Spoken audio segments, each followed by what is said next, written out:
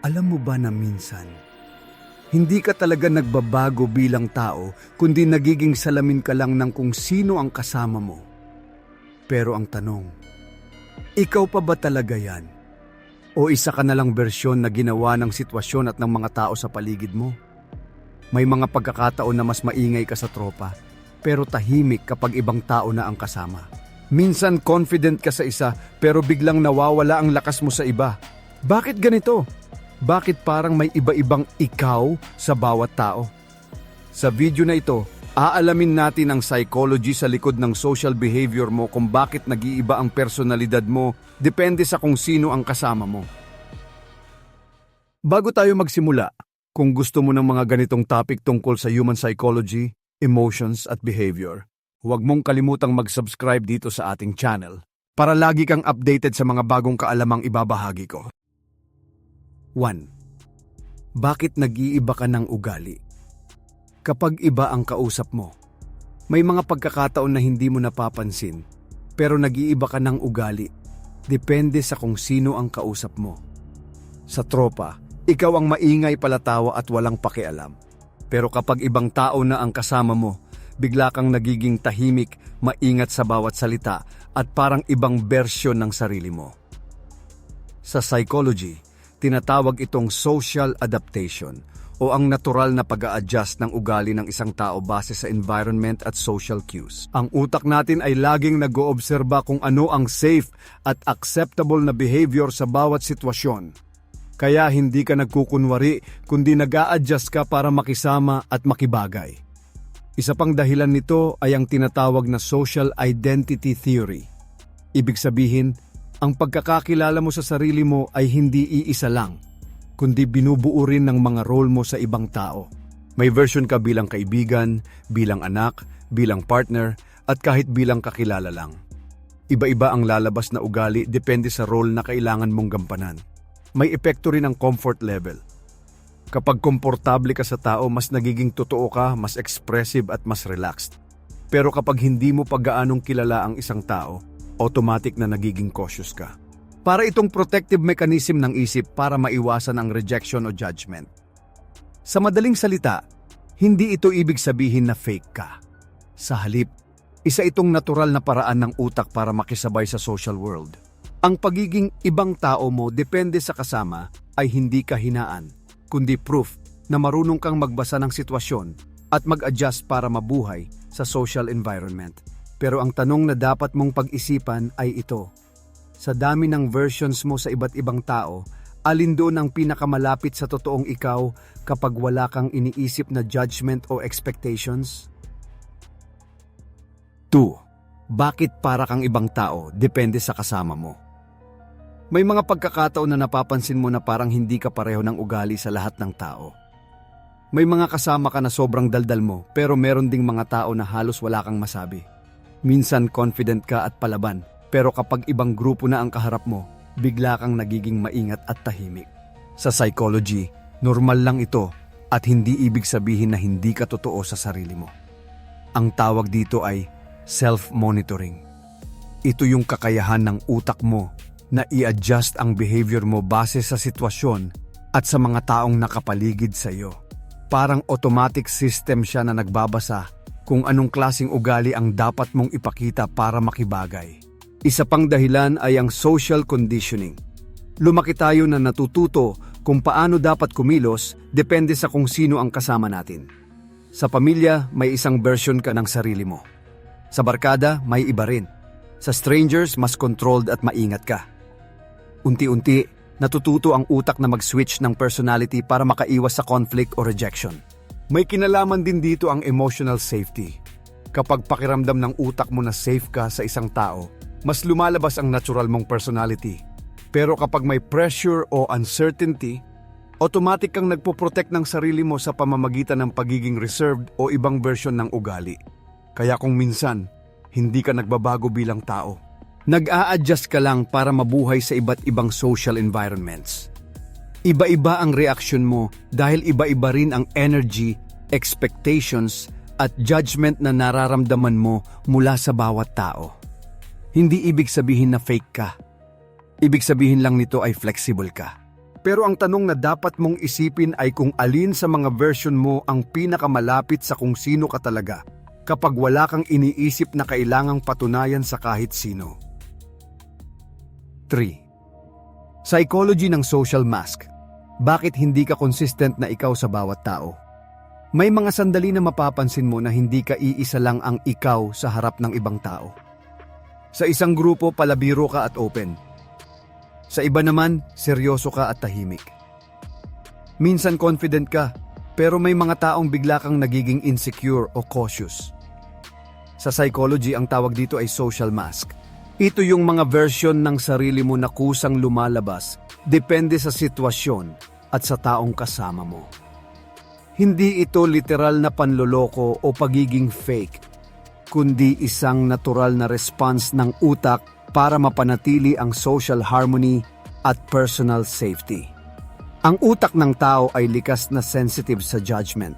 Kaya kapag nasa isang environment ka, sinusuri mo agad kung ano ang inaasahan sa iyo ng mga tao. Kapag alam mong kailangan mong maging maingay para makibagay, lalabas ang ganoong version mo. Kapag kailangan naman ng katahimikan at respeto, automatic na nag-a-adjust ka rin.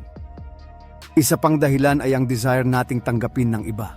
Ayaw ng tao ma-reject, kaya minsan binabago natin ang kilos, pananalita at ugali para mag-fit in. Ang social mask ay parang protection layer mo para masigurong hindi ka madaling mapahiya o hindi tanggapin. Mahalagang maintindihan na hindi ito palatandaan ng pagiging peke.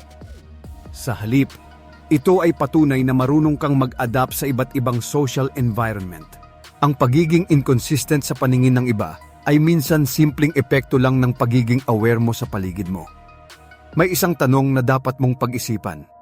Sa lahat ng mask na sinusuot mo sa iba't ibang tao, alin doon ang hindi mo na kailangang pilitin dahil kusa siyang lumalabas kahit walang pressure?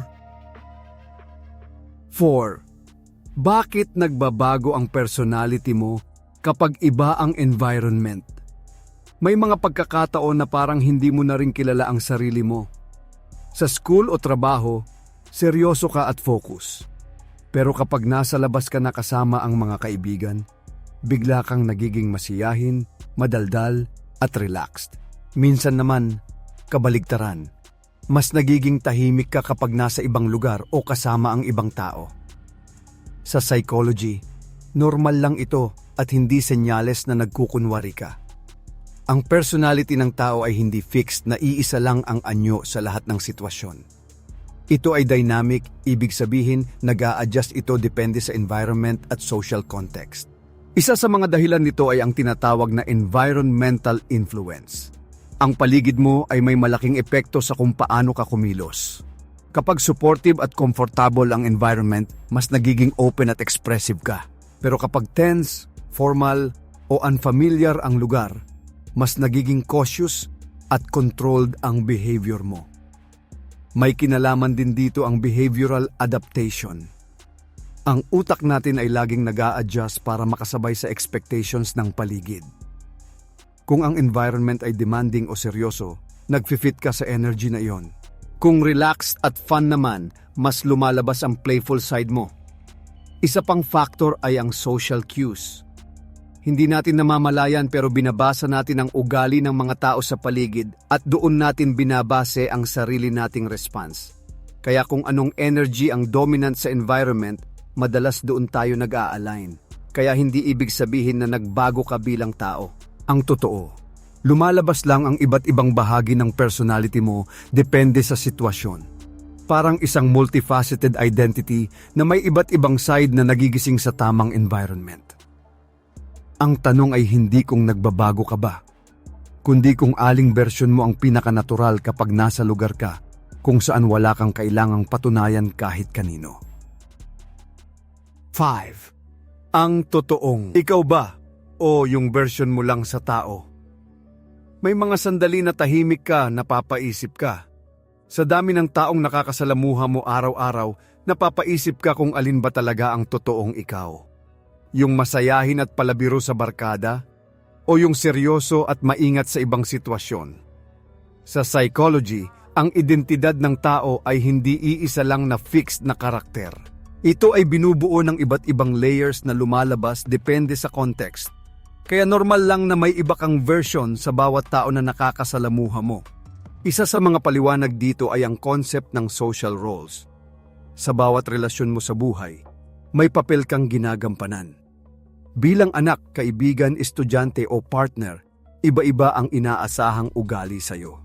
Dahil dito, natural na nag-a-adjust ang kilos mo para mag-fit sa role na iyon. May epekto rin ang social feedback.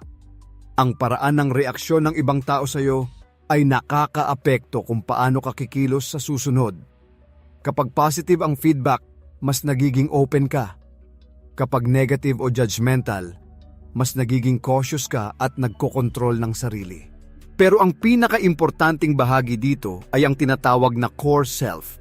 Ito yung pinakaugat ng personality mo na hindi madaling mabago. Kahit pa iba-iba ang behavior mo sa iba't ibang tao, may mga values, emotions, at instinct ka na nananatili pa rin. Kaya ang tanong na bumabalik sa iyo ay hindi kung alin ang fake o totoo. Ang mas tamang tanong ay kung alin sa mga version mo ang pinaka-consistent sa kung ano ang pinaniniwalaan mo kahit walang nakakakita. Hindi ka lang isang personality. Isa kang combination ng lahat ng experiences, relationships at environments na humubog sa iyo. Ang totoong ikaw ay hindi isang version lang, kundi kabuuan ng lahat ng iyon. 6. Bakit may different version ka ng sarili para sa bawat tao? May mga pagkakataon na hindi mo rin maipaliwanag sa sarili mo kung bakit iba ang ugali mo sa bawat tao. Sa isang kaibigan, madaldal at walang preno ang bibig mo. Sa iba naman, tahimik ka at observant lang. Sa pamilya, iba rin ang version mo kumpara sa mga taong nasa labas ng bahay. Sa psychology, hindi ito kakaiba. Normal itong bahagi ng human behavior. Ang tawag dito ay context-dependent personality expression. Ibig sabihin, ang ugali ng tao ay nagbabago depende sa sitwasyon at sa relasyon mo sa taong kasama mo. Isa sa mga dahilan nito ay ang emotional connection. Kapag mas close ka sa isang tao, mas nagiging relaxed ka at mas lumalabas ang natural mong personality. Pero kapag hindi pa kayo ganoon kakilala, mas controlled at filtered ang mga kilos at salita mo. May epekto rin ang perception at expectation. Bawat tao sa paligid mo ay may inaasahang version sa'yo kahit hindi nila sinasabi. Kaya ang utak mo para makibagay ay nag-a-adjust ng behavior para mag-fit sa inaasahang iyon. Hindi mo man namamalayan, ginagawa mo ito para maiwasan ang awkwardness o rejection. Isa pang dahilan ay ang emotional safety. Kapag pakiramdam mo ay ligtas ka sa isang tao, mas nagiging totoo ka. Pero kapag may pressure, insecurity o judgment, mas nagiging maingat ka sa bawat kilos mo. Kaya parang may iba-iba kang version ng sarili mo. Pero ang totoo, iisang tao ka lang na nagre-react lang sa iba't ibang environment at energy ng mga tao sa paligid mo. Hindi tanong kung alin ang tunay na ikaw. Ang mas mahalagang tanong ay kung saan ka pinakakomportable maging totoo, nang hindi mo kailangang baguhin ang sarili mo para lang tanggapin ng iba. 7. Psychology ng adaptation. Bakit nagiging ibang persona ka kapag may kasama? May mga pagkakataon na napapansin mo na kapag mag-isa ka, ibang-iba ka kumpara kapag may kasama ka. Kapag alone ka, tahimik ka, reflective, at minsan overthinker. Pero kapag may kasama ka na, bigla kang nagiging mas energetic, mas expressive, at parang may ibang personalidad na lumalabas.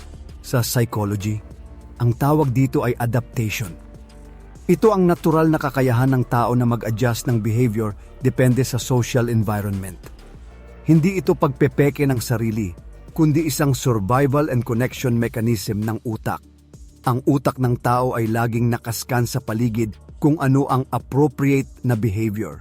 Kapag may kasama ka, lalo na kung may emotional importance sila sa'yo, automatic na nag-a-adjust ka para mag-fit sa energy ng group. Kung masayahin ang kasama mo, mas nagiging lively ka rin. Kung seryoso, mas nagiging composed ka. Isa pang dahilan nito ay social synchronization. Bilang social beings, may natural tayong tendency na mag-match ng tone, energy at behavior ng mga tao sa paligid natin. Ito ang dahilan kung bakit minsan hindi mo namamalaya na nahahawa ka sa mood ng kasama mo. May kinalaman din dito ang identity flexibility. Ang utak natin ay hindi nakalock sa isang fixed na personality. May iba't ibang layers ito na lumalabas depende sa situation. Kaya parang nagiging ibang persona ka, pero ang totoo, lumalabas lang ang bahagi ng sarili mo na tugma sa environment. Kaya hindi ito dapat ikatakot o isipin na may problema sa'yo. Sa halip ito ay senyales na marunong kang makibagay at mag-connect sa ibang tao. Ang adaptation ay hindi pagkawala ng sarili, kundi paraan ng utak para mapanatili ang harmony sa social interactions. Ang tanong ay hindi kung nagiging iba ka ba, kundi kung alin sa mga sitwasyon ang nagbibigay sa iyo ng space para maging pinaka-natural at hindi pilit ang paglabas ng totoong emosyon mo. 8. Bakit natural lang? Magbago ang ugali mo, depende sa tao. May mga pagkakataon na napapansin mo na hindi ka pare-pareho ng ugali sa lahat ng tao. Sa iba, masaya ka at palatawa. Sa iba naman, tahimik ka at seryoso. Minsan confident ka sa isang tao, pero bigla kang nagiging conscious sa sarili mo kapag ibang tao na ang kasama. Sa psychology, hindi ito abnormal. Sa katunayan, natural ito sa lahat ng tao. Ang utak ay hindi nakaprogram para maging iisa lang ang behavior sa lahat ng sitwasyon. Sa halip, ito ay nakadesign para mag-adjust depende sa social environment. Isa sa mga pangunahing dahilan nito ay ang social awareness. Ang utak natin ay laging nag-oobserba ng paligid at binabasa ang mood, energy at reaksyon ng ibang tao. Dahil dito, automatic tayong nag-a-adjust para maging akma sa sitwasyon. May kinalaman din dito ang emotional intelligence. Kapag mataas ang awareness mo sa emotions ng ibang tao, mas nagiging flexible ka sa ugali mo. Kaya nagbabago ang approach mo depende sa kung sino ang kausap mo para maiwasan ang conflict at mas mapadali ang connection. Isa pang dahilan ay ang desire to belong. Natural sa tao ang gustong tanggapin at hindi ma-reject. Kaya minsan, nagbabago ang behavior natin para makasabay sa grupo o sa taong mahalaga sa atin. Hindi ito sinasadya, kundi instinct ng utak para mapanatili ang social bond. Kaya kung napapansin mong iba-iba ka sa bawat tao, hindi ibig sabihin nito na hindi ka totoo sa sarili mo. Ibig sabihin lang nito ay marunong kang magbasa ng tao at mag-adjust sa kung ano ang kailangan ng sitwasyon. Ang pagiging flexible sa ugali ay hindi kahinaan. Isa ito sa pinaka-importanting skills ng isip ng tao para makipag-connect at mabuhay ng maayos sa social world. 9. Ang sikretong dahilan kung bakit nag-a-adjust ang personality mo. May mga sandali na napapaisip ka kung bakit parang hindi ka iisa lang na version ng sarili mo. Sa isang tao, sobrang friendly mo at open. Sa iba naman, bigla kang nagiging tahimik, seryoso o parang nag-o-observe lang sa paligid. Sa psychology, hindi ito random. May malalim itong dahilan. Ang personality ng tao ay hindi isang fixed na identity na hindi na nagbabago. Ito ay dynamic system na laging nag-a-adjust base sa environment at social cues. Isa sa mga sikretong dahilan nito ay ang tinatawag na social calibration ng utak. Ibig sabihin, ang isip mo ay parang laging nagko-compare ng sarili mo sa sitwasyon at sa mga tao sa paligid mo. Kapag nakita ng utak mo na kailangan mong maging mas maingat, automatic kang nagiging reserved. Kapag safe at comfortable ang environment, mas nagiging expressive ka. May kinalaman din dito ang survival instinct ng social acceptance. Noong unang panahon, ang pagiging tanggap ng grupo ay mahalaga para mabuhay. Kaya hanggang ngayon, dala pa rin natin ang instinct na mag-adjust ng behavior para maiwasan ang rejection o conflict. Isa pang factor ay ang emotional mirroring. Ang tao ay natural na nag-a-absorb ng emotions ng ibang tao. Kaya kung anong energy ang nasa paligid mo, madalas doon ka rin naaapektuhan. Hindi mo man napapansin, pero ang personality mo ay nagsushift depende sa dominant emotion ng environment. Kaya hindi ibig sabihin na hindi ka consistent o hindi mo kilala ang sarili mo. Ang totoo, masyado ka lang naa-aware at responsive sa paligid mo. Nag-a-adjust ka hindi dahil fake ka, kundi dahil sensitive ka sa social dynamics. Ang sikreto ay hindi kung bakit ka nagbabago, kundi kung paano mo naiintindihan ang sarili mo sa bawat sitwasyon na kinabibilangan mo. 10. Bakit parang ang daming ikaw sa loob mo? May mga pagkakataon na tahimik ka lang, pero sa isip mo ang daming tumatakbo. Minsan iniisip mo, bakit parang hindi iisa lang ang ikaw sa loob mo? May ikaw na masayahin, may ikaw na seryoso, may ikaw na confident, at may ikaw na biglang nagdududa sa sarili. Sa psychology, normal lang ito. Ang isip ng tao ay hindi iisang boses lang. Ito ay binubuo ng maraming bahagi na nagre-representa ng iba't ibang emotions, experiences, at perspectives mo sa buhay. Isa sa mga paliwanag dito ay ang internal self-complexity. Ibig sabihin, ang utak mo ay kayang mag-hold ng multiple versions ng sarili mo base sa mga naranasan mo. Halimbawa, may version ka na ginawa dahil sa past failures, may version na nabuo dahil sa success, at may version na na-develop dahil sa mga relasyon mo sa ibang tao. May kinalaman din dito ang emotional states. Ang mood mo ngayon ay nakakaapekto kung alin sa mga ikaw ang nangingibabaw. Kapag masaya ka, lumalabas ang confident at expressive na side mo. Kapag pagod o stressed ka, lumalabas ang insecure at overthinking na bahagi mo. Isa pang dahilan ay ang social conditioning. Sa bawat environment na pinasok mo, natututo kang mag-adjust. Kaya ang bawat interaction mo sa ibang tao ay nagdadagdag ng bagong layer sa personality mo. Unti-unti, nagiging mas komplikado ang internal world mo. Pero mahalagang maintindihan na kahit marami kang versions sa loob mo, may isang core identity ka pa rin. Ito yung mga values, beliefs at prinsipyo na nananatili kahit magbago ang mood o sitwasyon mo. Sa huli, hindi ka divided na tao. Isa kang buo na may maraming bahagi. At ang pagiging aware mo sa mga ibang ikaw sa loob mo ay hindi kalituhan, kundi senyales na malalim at aware ang isip mo sa sarili nito. At doon natin natatapos ang mas malalim na pagtingin sa isang simpleng tanong na akala natin dati ay normal lang, pero may mas mabigat palang ibig sabihin sa likod nito. Ang totoo, hindi ka nag-iisa sa ganitong karanasan. Lahat tayo, may iba't ibang bersyon ng sarili natin depende sa tao, sitwasyon at environment. Pero ang mas mahalagang tanong ay hindi kung bakit ka nagbabago, kundi kung paano mo mas maiintindihan ang sarili mo sa bawat pagbabago na iyon. Dahil sa dulo, ang self-awareness ang susi para mas makilala mo kung sino ka talaga sa gitna ng lahat ng versions mo. Kung gusto mo pang matutunan ang mga ganitong psychology insights tungkol sa human behavior at personal development, mag-subscribe ka na at i-turn on ang notification bell para lagi kang updated sa mga bagong episode dito sa ating channel.